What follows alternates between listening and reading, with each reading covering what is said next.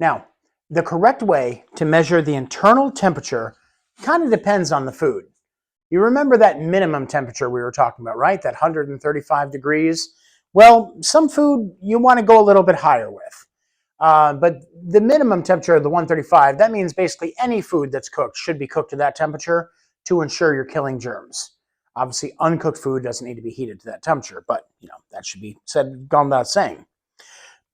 When you're checking the temperature of the food, make sure that you have the thermometer and you do a little alcohol swab, or you run it under some water and you clean it good, real good before you put it in the food, because this could maybe it wasn't cleaned last time it was used.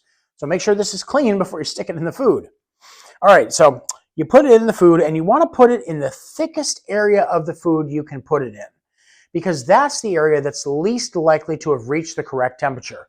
Like we were talking about before, the lasagna, the really thick food, it's kind of hard to get that heated up just perfectly. So meat, you're cooking a turkey, ever do with turkey for Thanksgiving, kind of the same principle. For foods with irregular shapes like chickens or roasts, I would recommend checking the temperature in several places. Maybe put some in the breast, put some in the thigh, put some kind of like in the back area, wherever there's like thick meat present. Check the temperature in each area to ensure that it's actually done. Okay? Especially like maybe you get a big roast or something like that. Yeah. If it's cooked in the microwave, I always recommend, if it says cook for 4 minutes, don't cook it for 4 minutes. What you do is you cook it for 2.5 minutes. Then you take it out of the microwave. Then you stir it.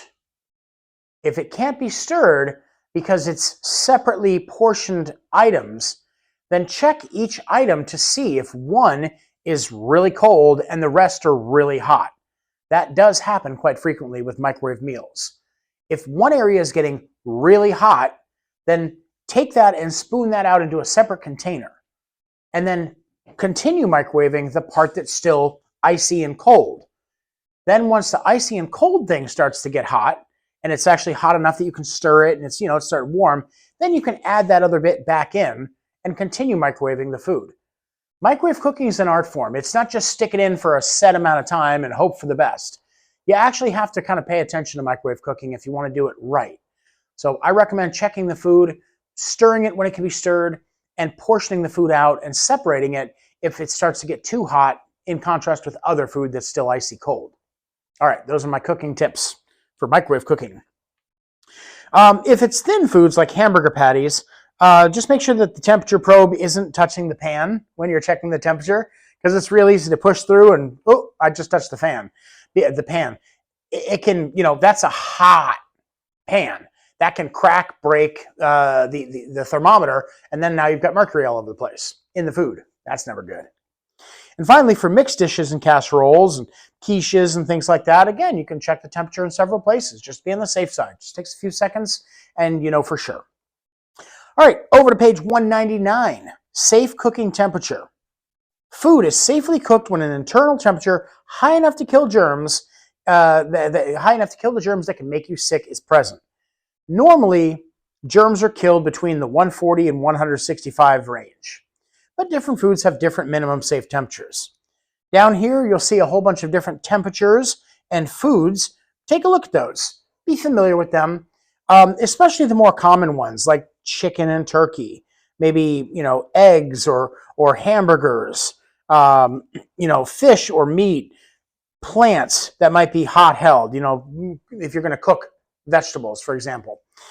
So be familiar with these thermometer temperatures and get used to using a thermometer, because it's, especially if you're going to be doing a lot of food prep, you don't want to run the risk of anything and you don't want to be playing with someone's health. Okay, all good knowledge. Let's move over to page 200. Ooh, we just hit 200. Huzzah! Good job. How about reheating food? If food cools below 135, the bacteria starts to grow, slowly but more quickly as things reach room temperature. Reheat food to 165 within 2 hours and you'll kill the new harmful germs. That will probably be on the test. Reheat food to 165 degrees within 2 hours. Yep, probably going to hear that on the test. Only reheat the food that was safely prepared and refrigerated in the first place, though. If you don't know about the condition of the food or how long it's been sitting out or how it was made, don't risk reheating it because you don't know if that food's still any good. Make sure when you're cooking it in the microwave, you're covering it, you're stirring it and rotating it so you get even heating. And if the leftovers have been in the fridge for more than 3 days, then you're better off just throwing them away. Most things don't keep past 2 days anyways, like we said. The 2 days is like your benchmark. Some things are good for a little longer, but when in doubt, 2 days is your benchmark. Watch out when you're reheating stuff in the microwave because it can get hot in spots. It's unpredictable. And thawing frozen food. When you're thawing frozen food, this is the best way to do it. Safest way is in the fridge because it never gets to that temperature danger zone as long as it's in the fridge. Then you can thaw it under cool running water, not warm or hot water because that's going to get it to the temperature where it's going to start growing bacteria because it'll bring it up to room temperature. And finally, you can use a microwave and use the defrosting instructions on the microwave if the microwave has a defrosting function. Not everyone does. What you don't do is just take the food and just leave it on the counter. We're going to cook this tonight. Let's leave it on the counter all day. It'll thaw out and be ready to go by the morning. Leave it overnight. What happens is the outer, I was going to say outside, the outer layer of the food will reach room temperature much sooner than the inner layer of the food. And it'll maintain at room temperature for a long time. While it takes a long time for that inner part to thaw, that outer part is at room temperature growing bacteria. And so not a good choice to leave it out on the counter. That nice Thanksgiving turkey is going to be ruined if you leave it out for 2 days on the counter trying to thaw it out.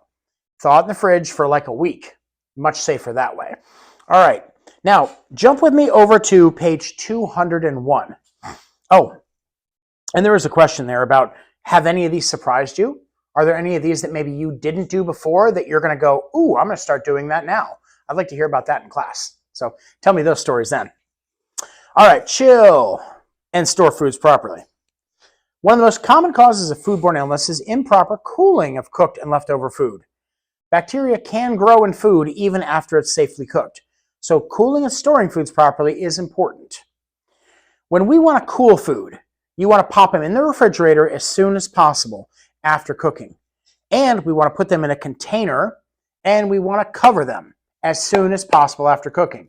If we know this food's getting stored, cover it right away after it comes out of wherever it needs to be. Okay? That's thing one. Prevent any airborne exposure to bacteria right away. In a plastic container, a Tupperware container, heck, aluminum foil if you don't have any of that, something like that. It's better to divide the food into smaller portions too. Don't put the food into one big container because then it's going to be unevenly heated. And you might think, well, what's the problem with that? Well, as the outside of the food cools in the refrigerator to room temperature, the inside of the food is going to remain hot, keeping the outside of the food at a room temperature for a much longer time than it normally would.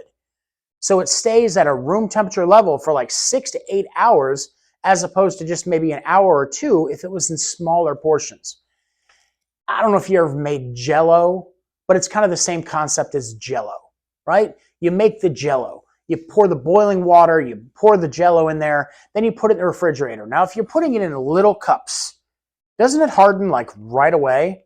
Almost immediately, like within 15, 20 minutes, that Jell-O is ready to go, especially if you're getting the instant stuff. But if you got a big bowl of it and you put it in there, it takes like a couple hours to cool down to the point where it's actually hardened enough and ready to eat. And you can use kind of the same principle with food. Okay? So smaller portions, smaller containers will cool more safely and be at that temperature safety zone, under 41 much sooner. Put them directly into the refrigerator or the freezer, depending on where you're putting them, and make sure that you don't stack them or overpack them because that'll hold the heat of the food as opposed to allowing airflow so that it can cool faster. There's a fan in that refrigerator. It's constantly blowing air, isn't it? And so it's supposed to be circulating air. But if you pack it in so full that it's like, the air can't circulate, then stuff's not going to cool properly. You got to think about the physics of it. Let's see. And then, another good thing to do, a really good thing to do. This is something I used to do with one of my clients that we did make a lot of leftovers with, is label the leftovers. Because sometimes you'll be like, was that the lentil soup or the casserole, or was that the beef or the turkey? Or you won't remember, especially if your client's in there in the middle of the night moving stuff around. So label what it is, and then secondly, slap a date on there. Just like the delis do and the restaurants do, and the